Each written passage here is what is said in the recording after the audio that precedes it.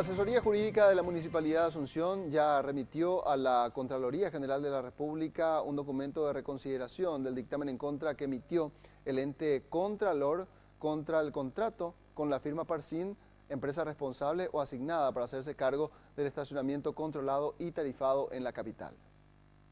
La Contraloría había recomendado rescindir el contrato entre la Municipalidad de Asunción y Parksin, argumentando que la empresa no había presentado en tiempo y forma una póliza como lo establecen las leyes.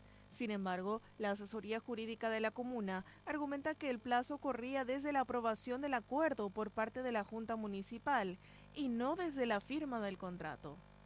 Y bueno, ahora esperaremos de parte de la Contraloría la ratificación de lo que ellos expresaron o la rectificación. Tenemos que hacer ese trámite administrativo y ya seguramente la próxima semana o en 10 días más, 15, que es lo que toma normalmente la Contraloría, tendremos la respuesta definitiva. Y sobre esos elementos yo tendré que tomar la decisión final. A las controversias desatadas por la concesión del estacionamiento tarifado se suma otra: la creación de una nueva dirección en la municipalidad para controlar el estacionamiento y proyectar soluciones a los problemas que genere. Como director fue designado Rubén Darío Acevedo Lisandrini, con un salario de más de 15 millones de guaraníes.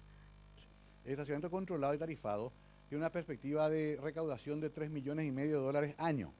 Una dirección de tanta importancia necesita un director calificado y de alto nivel, tanto profesional como de probidad personal, que administre las necesidades de esa área tan importante y que sobre todo nos revierta un éxito seguro en el operativo.